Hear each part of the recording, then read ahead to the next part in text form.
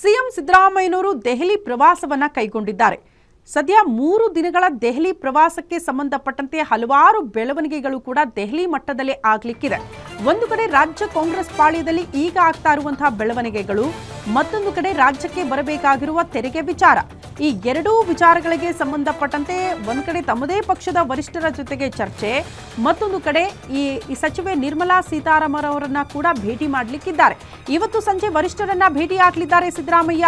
AICC ಅಧ್ಯಕ್ಷ ಮಲ್ಲಿಕಾರ್ಜುನ ಖರ್ಗೆ ವೇಣುಗೋಪಾಲ್ ಅವರನ್ನ ಭೇಟಿ ಮಾಡೋ ಸಾಧ್ಯತೆ ಇದೆ. ಸುರ್ಜೇವಾಲಾ ಜೊತೆಗೂ ಕೂಡ ಸಿಎಂ ಸಿದ್ದರಾಮಯ್ಯನವರು ಭೇಟಿಯಾಗಿ ಚರ್ಚೆ ಮಾಡಲಿದ್ದಾರೆ.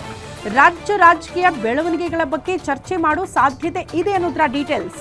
ತಿಮ್ಮಾಪುರ್ ಜಮೀರ್ ಅಹ್ಮದ್ ಖಾನ್ ಮೇಲೆ ಬಂದಿರುವಂತಹ ಆರೋಪದ ಬಗ್ಗೆ ತಮ್ಮ ವರಿಷ್ಠರ ಜೊತೆಗೆ ಚರ್ಚೆ ಮಾಡಲಿದ್ದಾರೆ. ಸರ್ಕಾರಕ್ಕೆ ಪದೇ ಪದೇ ಡ್ಯಾಮೇಜ್ ತರ್ತಾ ಇರೋದು ಈ ಇಬ್ಬರು ಸಚಿವರು.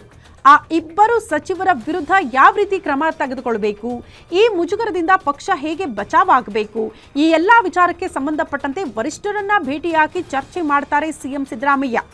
ಅಬಕಾರಿ ಇಲಾಖೆಗೆ ಸಂಬಂಧಪಟ್ಟಂತೆ ಆರ್ಬಿ ತಿಮ್ಮಾಪುರ ಅವರ ಮೇಲಿಂದ ಮೇಲೆ ಆರೋಪಗಳು ಕೇಳೋದಕ್ಕೆ ಸಿಗ್ತಾ ಇದೆ. ಮತ್ತೊಂದು ಕಡೆ ಜಮೀರ್ ಅಹ್ಮದ್ ಖಾನ್ ವಸತಿ ಇಲಾಖೆಯಲ್ಲೂ ಕೂಡ ಆರೋಪಗಳಿದೆ. ಬ್ರಹ್ಮಾಂಡ ಭ್ರಷ್ಟಾಚಾರ ತುಂಬಿ ತುಳುತ್ತಾ ಇದೆ ಎನ್ನುವಂಥ